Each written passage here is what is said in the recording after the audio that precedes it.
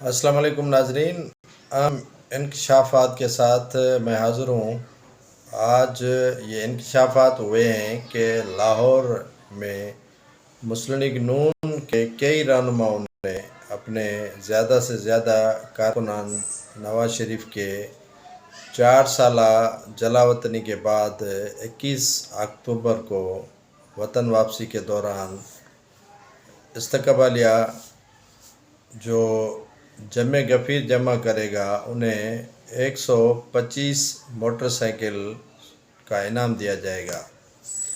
یہ 125 C D motor cycle کا انعام مسلم لیگ نون کے کئی رہنماؤں نے اس شرط پر دیے جو بھی کارکنان کو زیادہ سے زیادہ اس استقبال کے لیے جمع کرے گا اسے وہ سی ڈی موٹر سائیکل انعام کے طور پر دیا جائے گا۔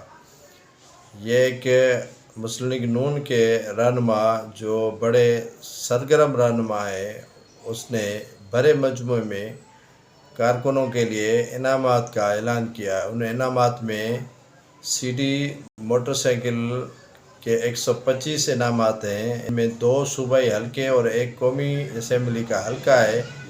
جتنے بھی عوام نواز شریف کے استقبال کے لیے جو بھی لائے گا اسے اس سی ڈی موٹر سائیکل سے نوازا جائے گا۔ اب نون لیگ کی یہ کیفیت بنی ہے یا پڑی ہے کہ وہ کارکنوں کو انعامات کا جھونسا یا انعامات کی لالچ دے کر نواز شریف کا استقبال کروا رہے ہیں۔